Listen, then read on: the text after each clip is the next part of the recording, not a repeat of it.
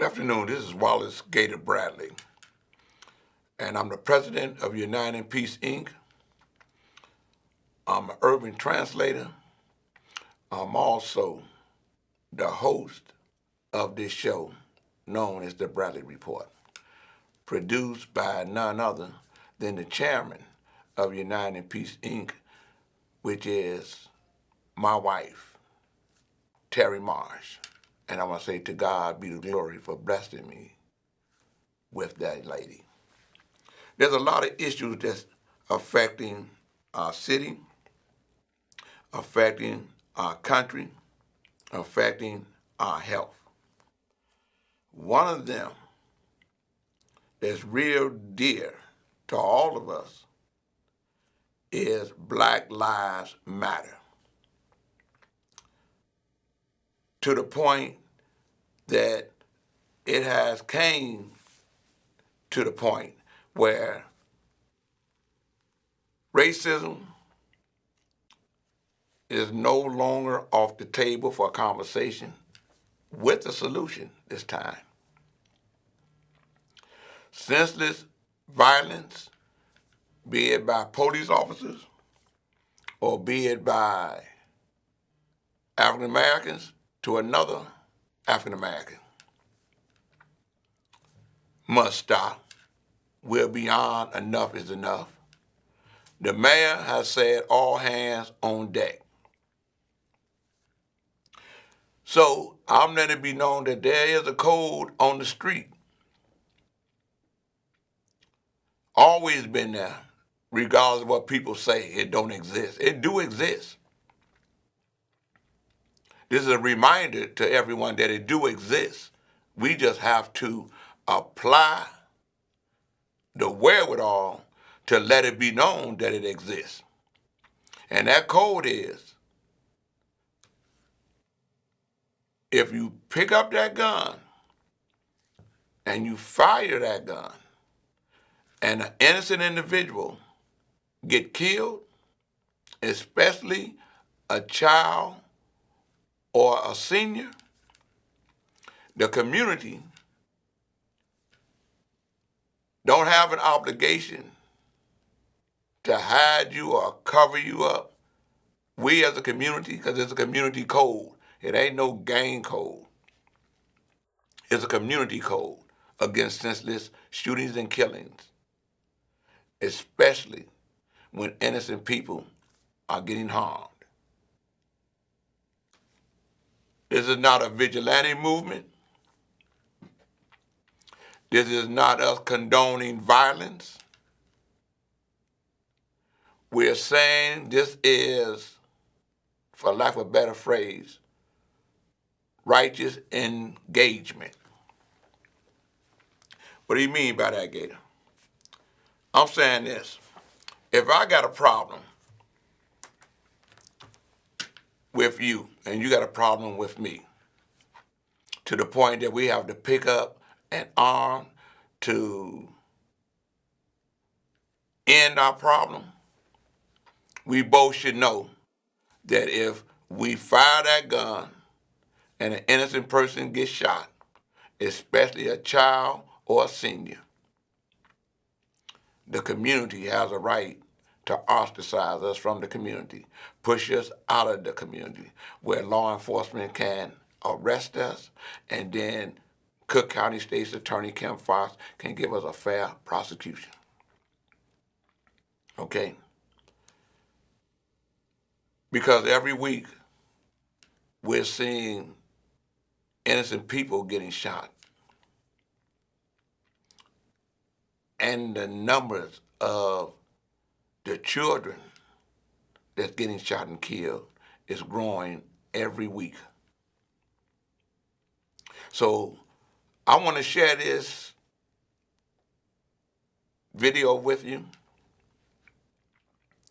I'm doing a social media campaign up under United Peace, Inc., and I want to share this video that's the code.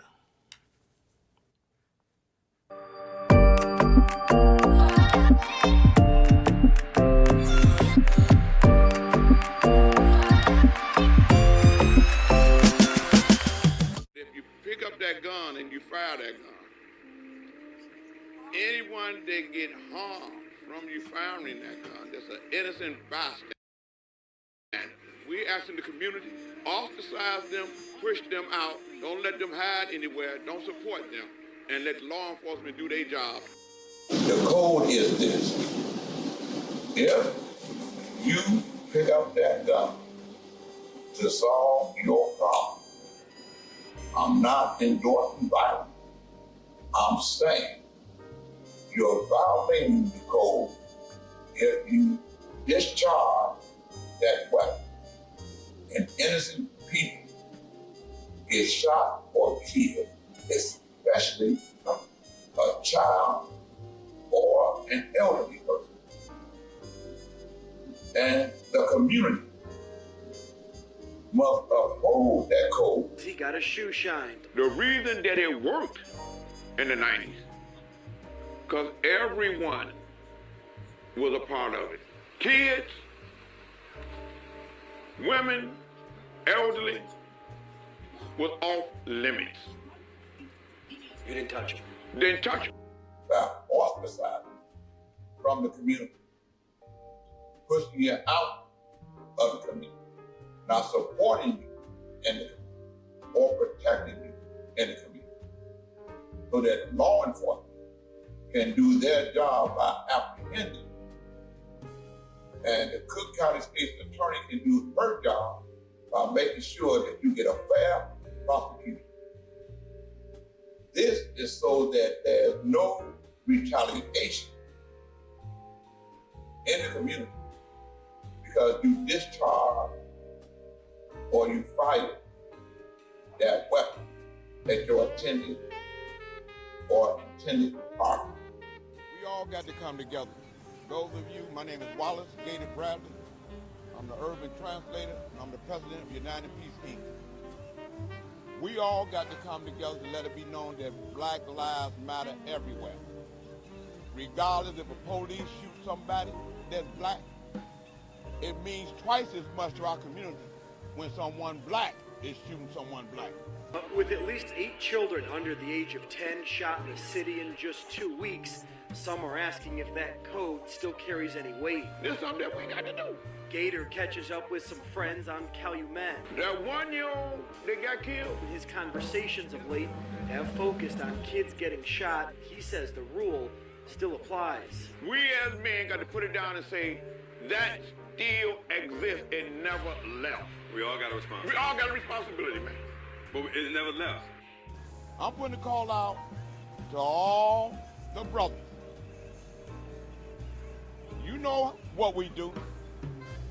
Put the word on the street that this is no longer tolerated. Me and Holmes work together and we know how it works. We've been able to help individuals turn themselves in of the community, kick them out, but law enforcement to come and arrest them. Now is the time. Just like it was the video from Miss Frazier that let everybody know about the awakening of George Floyd. Somebody got a video, or we need to use our video to stop this senseless violence. And I believe that vengeance belongs to the Lord.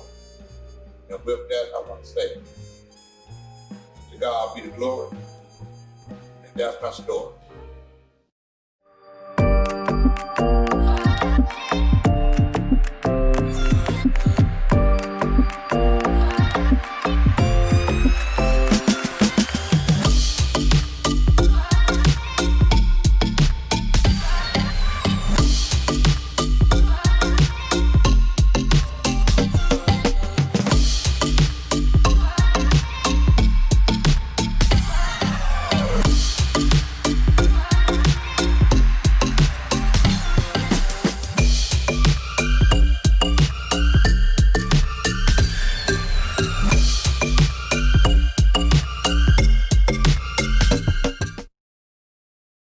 You know, it's like they keep doing the same thing when it comes to this senseless violence. They keep doing the same thing, looking for different results. I'm of the opinion that when the mayor put the call out, that all hands are on deck. They need to be able to accept the hands that want to help them. Seek the advice of individuals that have done it before. We did it in Dantrell Davis' case. I want you to watch this news report right here.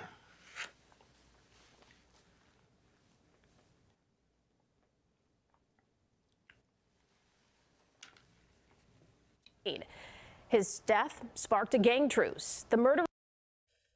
He was 7 years old when he was murdered in 1992 while walking to school from Cabrini Green. His death sparked a gang truce. The murder of a child even too much for the streets back then. Decades later, children are being murdered playing outside, in the house, in the car. Always investigating, Charlie DeMar has more on what happened to the code, where children were off limits. My son got killed in my face. You know, standing on the side of me. Annette Freeman was walking her son Dantrell Davis to school in 1992 from their Cabrini Green Projects home when Anthony Garrett, perched up in a high-rise, shot and killed the 7-year-old. I think of Danny every day. Dantrell's killer later confessing that he was aiming for a rival gang member. When Danny died, I'm telling you, these black kings, these black men, they stood up. Because they looked at Danny, this is my son, this could be my nephew, my grandchild. Danny's death sparking outrage. It led to the demolition of the Cabrini Green projects and even ignited a truce between the gangs. And that truce lasted for at least 3 to 4 years. Everybody was embarrassed. Maurice Perkins helped facilitate that truce. They cooperated. It was the thing to do at the time. So did Wallace Gator Bradley. How y'all doing? A former gangster disciple. We met him as he got his shoe shined. The reason that it worked in the 90s, because everyone was a part of it. Kids, women, elderly, was off limits. You didn't touch him. Didn't touch them. But with at least 8 children under the age of 10 shot in the city in just 2 weeks, some are asking if that code still carries any weight. This is something that we got to do. Gator catches up with some friends on Calumet. That 1-year-old that got killed. His conversations of late have focused on kids getting shot. He says the rule still applies. We as men got to put it down and say, that still exists. It never left. We all got a We responsibility. all got a responsibility, man. But it never left. In 1 week, them babies dropped. Man, y'all, it's this. I don't know what to do. I don't know what to do. I don't know what to say. With every child shot recently, Freeman forced to remember that October walk to school in '92. People need to let these men stand up and take control again because it worked. Do you think it could work today? I know it could work today, and it could work in even a greater preponderance. How did we keep kids safe after Danny's death? Dantrell's killer was convicted and sentenced rather to 100 years in prison. Chicago police still looking for the shooters involved in these most recent high-profile cases involving kids. We are live tonight from Dearborn and 16th. Charlie DeMar, CBS 2 News. Thank you, Charlie. What I'm showing you, what Dantrell Davis' mom is telling you, what Maurice Perkins is reminding you of, it can work. But it seems like the new administration, everything is new. We got a new mayor, we got a new police superintendent. We got people that's coming in from around the country, and they saying they want to do something. Everybody want to do something, but listen to those who have done something that made a difference. Right now, we have to. I'm taking the stance, I'm doing this work, I'm not being paid to do this work, but I'm a great-grandfather. I'm a husband. I'm a black man. I'm a father, a grandfather, and a great-grandfather. And I got to worry about if whether or not them being black, they gonna get killed by a corrupt police officer.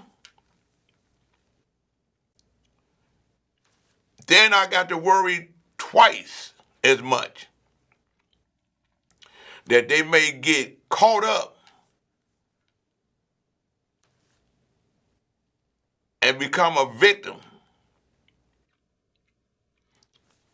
in a senseless violence due to collateral damage because the people that pour them pistols don't necessarily always hit the person who they're aiming at. And they think they can do this and there's no consequences. And I'm saying to the community, we got to let them know that there is a consequence. It was brought to my attention the other day that one of the, I believe, if I'm not mistaken, the guy that was responsible for the two individuals, young guys getting killed over in South Shore, that individual turned himself in. The community or his family members convinced him to turn himself in, and he did. We're finding out how a lot of these other shootings of children was because of retaliation. And the community know about it, law enforcement knows about it, and we are appealing to the individuals that may be involved or know something about the killings of all the other children and innocent people. Turn themselves in. So the community can feel safe enough to know or to let it be known that that's no longer tolerated. This is what we have to do in order to help turn this tide. Everybody say they got jobs. That's a wonderful thing.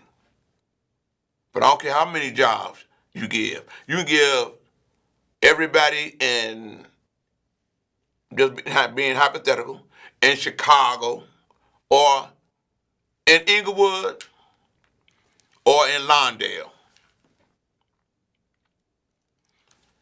It's still not going to stop the senseless violence unless we stand up for that code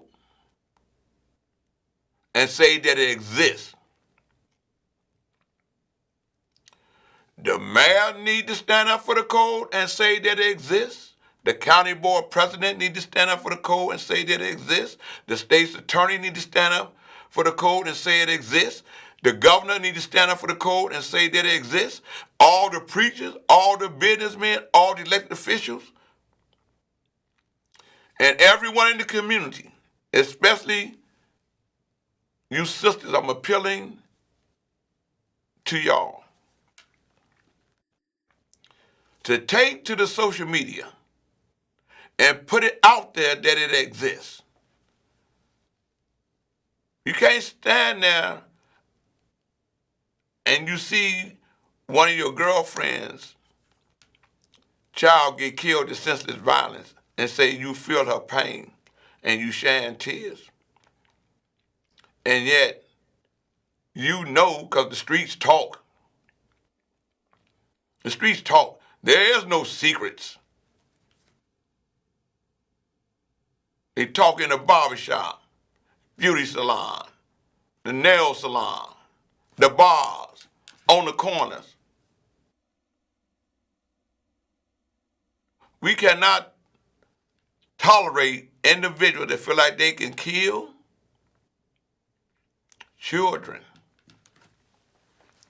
accidentally or targeting them, and elders, or anyone else that had nothing to do with an individual's beef with someone else. We owe this to ourselves. What Dantrell's mom said was the truth. The brothers heard the screams of the mothers, came together and laid down law to find out who had shot that gun, because he was trying to create a war between GDs and BDs. And he wasn't a member of either one of the organizations.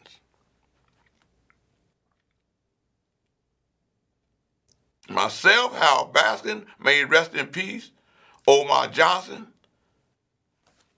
went and talked to Larry, Shorty Freeman behind the walls to get their help, to have people stand down so we can see what's really happening. Got the support from the community. Everyone was hands-on then.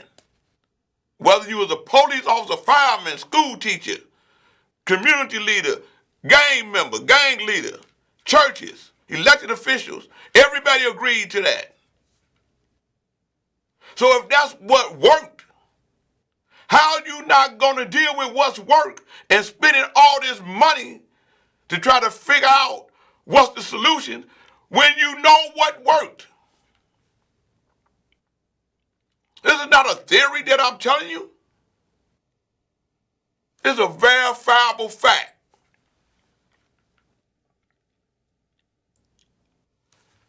There are no excuses for anybody that grabbed that pistol and senselessly fired that weapon into a crowd. We're hearing and witnessing individuals jumping out the cars like they jump out boys and shooting into a crowd that's had a 7-year-old got killed. And by the grace of God, they catch the driver because the community pushing them out.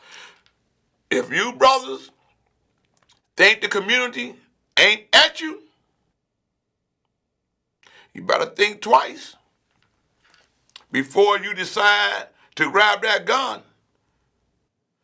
And the reason I'm saying this is this. If you and I got to be with one another, and I'm going to be the bad guy,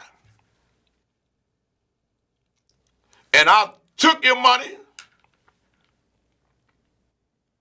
and you got to write the gun for me, and I got a gun to protect myself because I know you gunning for me.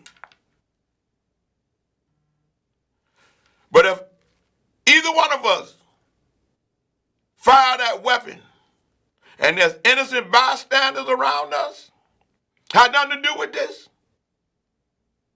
and someone innocent get harmed, especially a child and an elder, the community, everybody, be you a gang member, gang leader, clique, follower, or whatever it is, law enforcement, preachers, teachers, everybody, family members, everybody, got to ostracize us because we got to be held responsible for our actions. And there's consequences to everything that we do, good or bad. And those that's not with the code, they in support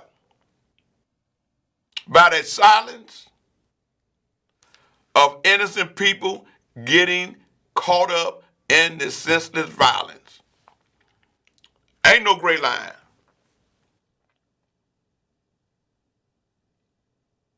Because it could be my child tomorrow, and I pray that it don't be nobody's child today. And the community know who they are. They walking around, and that's terrorism. We talk about Yummy Sanford.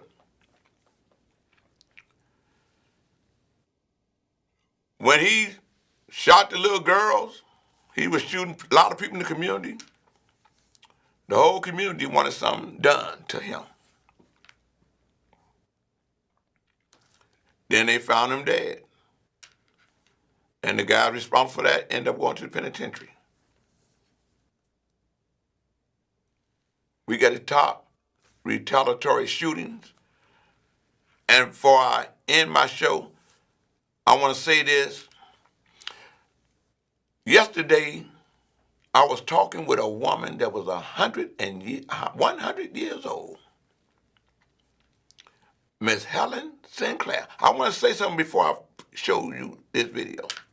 Congressman Danny Davis was there. This woman 100 years old. She moved faster than I do. Her mind and her wit is sharper than mine. I ain't ashamed to say it.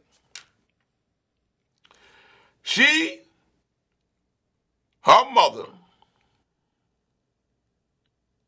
were the ones that was about prison reform and criminal justice reform. Long before criminal justice reform became a law. They had to go back behind the walls. She know Larry Hoover, Jeff Ford, you name them. She know the Hispanic leaders. She know them, you name them. Okay? I want y'all to see this woman right here. Miss Helen Sinclair. To the lives of people who are incarcerated far beyond one could ever imagine that society would even care about.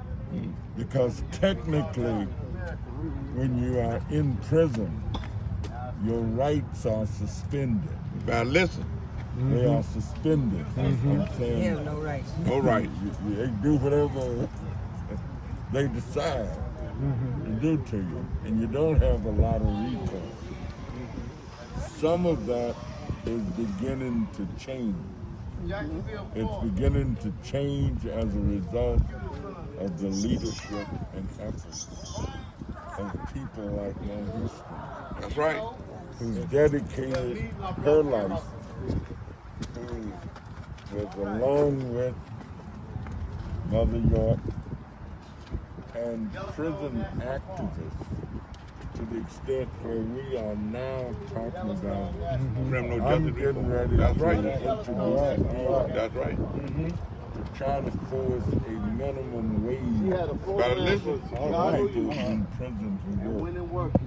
They've never had any, I mean, back where we come from in Arkansas, not only did they serve you coleslaw, but they would put you in prison for almost anything, Cummins Prison, similar to Parkland and Angola in Louisiana and Mississippi. And so once you went, you were just kind of buried there. So other than saying thank you, I mean, that's all. All right. That's right. I can say. Okay, let me tell you something. Where's the Watsons? Watson. Yeah. Watson. Watson. Watson. Watson. Watsons, come on over here. Watsons. Danny K. Watsons. All the Watsons. This fantastic man here, Danny K. Davis. Yes. I knew he was from Arkansas. Okay. And this young man who's a judge from Arkansas is always on them, Tim Evans. I say, we all from Arkansas. I have to make them honor Arkansas. Like they don't want to say too much about it, but my mama fought in Arkansas, in Hot Springs, Arkansas, for my brother's life. They killed him and put him in a prison where everybody was in one grave. My mama, a black woman, called on everybody and said, why did you bring that white boy's mama, but you didn't tell me? So they had to leave Arkansas. And so I think that's why when my mother got to Chicago, she decided she wasn't taking that stuff in Chicago if she didn't take it in Arkansas. And I was a little bitty girl, about 4 or 5 years old. We got on, all I remember was the choo-choo train, choo-choo-choo. And the next thing I was in Chicago. Okay. And so when the police came to our house, my mama got in the policy racket, which was okay. Right, it was okay then. And it didn't get to be a crime till the other folks found out they wasn't getting no money. And so when the police came one night after you scared my mama, she's from down south, and here come this white police talking, he coming back tomorrow for some money. And my mama said, oh my goodness. And I was a little girl. I used to watch all this stuff. And I was sitting up there in 450 East 39th Street, and when I looked up, the paper came to get the money. Next thing I know was Trap Lewis come up there and cussed them police. Said, if you don't get your so-and-so away from Jesse, you don't never come to Jesse's place as long as you live. Get on out of here. So we was fighting the police and the Italians. Well, we love the Italians. The Italians was trying to take the policy over. We said, y'all ain't taking over our policy record. This is ours. And you know the funniest thing about me is the fact that when I went to DuSable High School, guess who decided what subjects I was going to take? The policy king said, Right, that's right. I want you to take bookkeeping. He told me everything to take and what teachers they had. Y'all don't even know what them people was doing. I said, this is why my mama and me is so different from a lot of the other people who come up here, because we were right in the middle of everything, right on 39th Street, which is now Pershing Road. And I mean, my Houston was, she's Jessie. And one time they thought they were going to take me to Jesse. Oh, no, you don't. You don't take her to no jail. You get away from here talking about something. You don't take Helen to no jail. I said, I want to go. No, you can't do it. But anyway, I lived on the west side. I mean, Danny Davis has just been somebody I've just been really in love with ever since. Well, I don't want to marry you. I really I love his wife, too. But anyway, he knows that he's somebody that every Christmas he would come to the jail, because we would have a service, and we would have the people to registered to vote, and Reverend Jackson got into that we can vote in the jail. People did not know that. That's right. And so these are the kind of things that we brought. And we didn't come around here to just play. We come around to do things, to change things, and make things different. He's been doing that forever and ever, and still doing it. And I want him to know that this is my son here. This is Eugene. I got more than one son. Get over there, Eugene. We Get next to your mother. Get next to your mother. So I'm going to be right there. So I'm going to need you. All right. I say so. When you get ready to do it. Right. I want to go down there and see Tim Evans. Say, you from Arkansas too. Your mom and daddy, all y'all from Arkansas. So we got to get together and do what we do. And this is a fantastic young man. Did you meet him? Yes. Get over here. Hey, And you wouldn't believe I just finished reading the book, The Policy King. Oh, yeah. Yeah, I know. He come and ask me, was the chief of dead yet? I said, don't come question me. I ain't got no policy right now.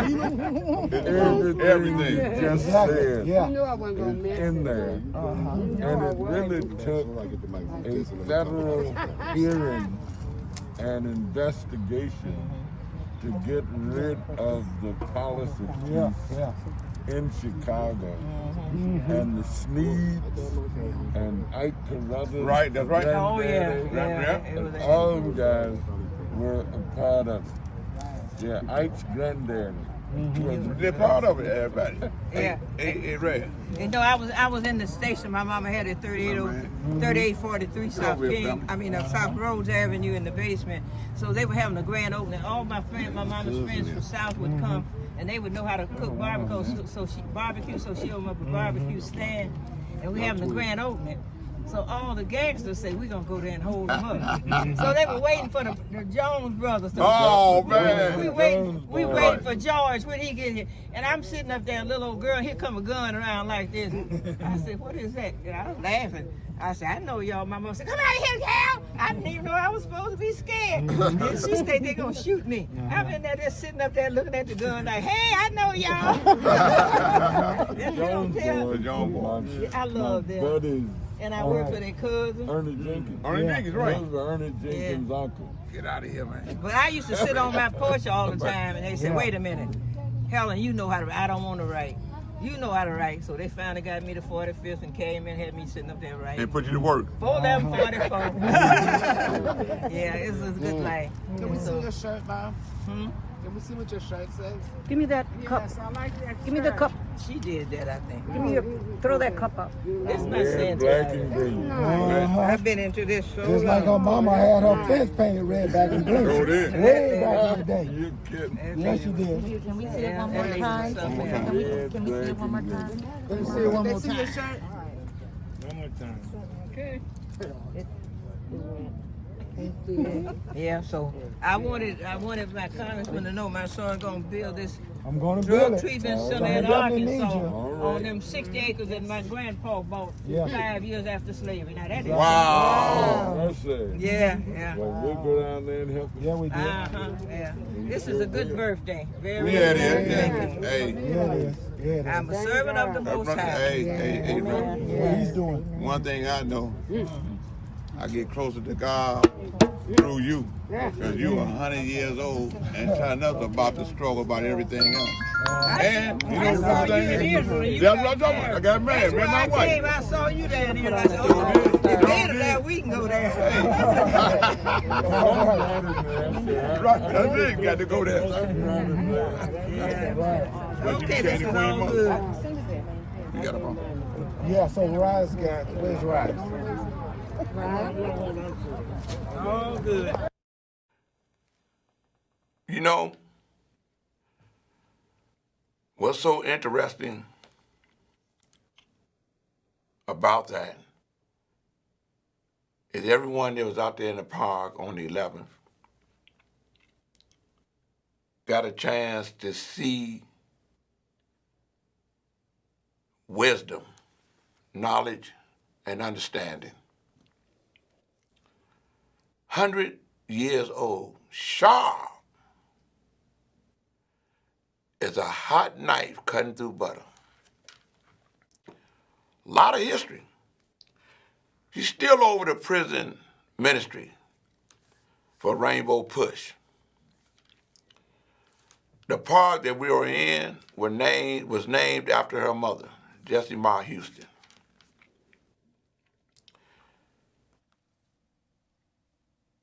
It talked about the importance of us voting.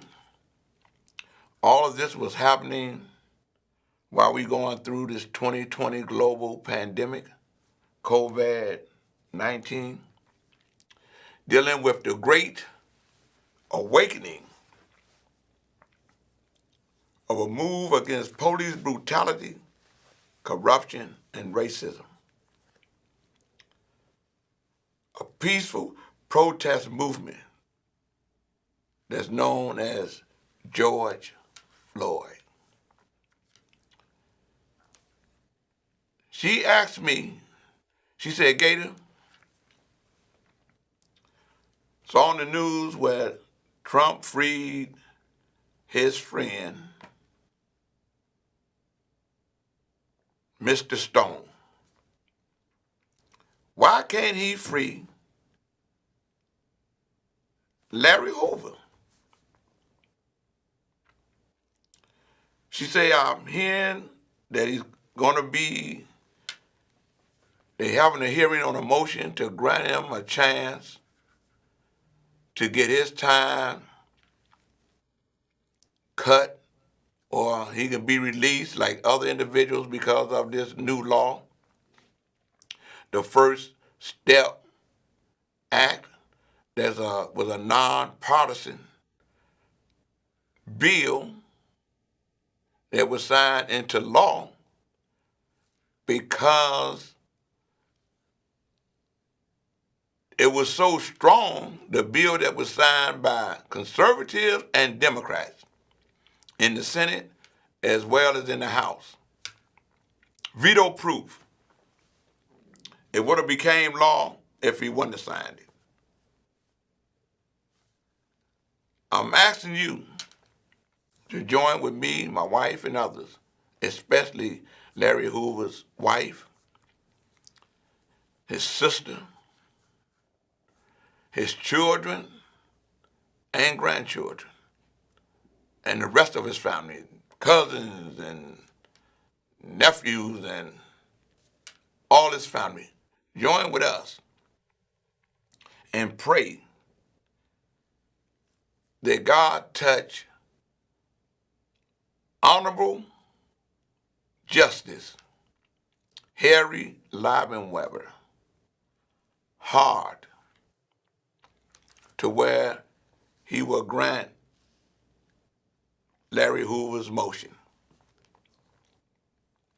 He's supposed to be having a hearing, an oral hearing, Thursday on the 16th of July. Don't know what's going to come out that hearing, but I do know a lot of individuals have been released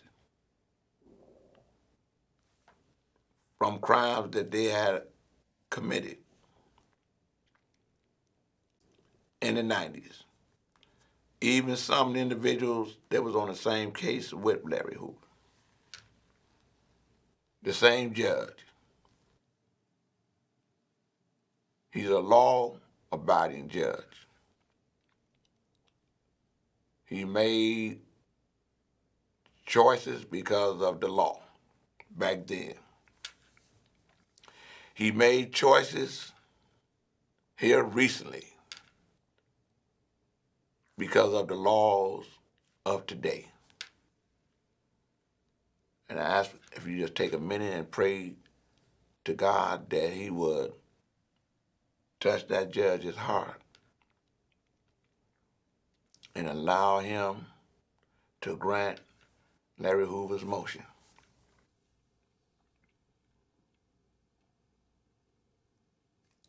Or even touch Trump's heart if he makes the decision to free him. So that he can be with his wife, his kids, his sister, his grandkids, the rest of his family. And I do believe he could be a plus to some positive things in the city of Chicago and around this country. I'm not saying he is all the answer. None of us is all the answer to the solution to help stop senseless violence.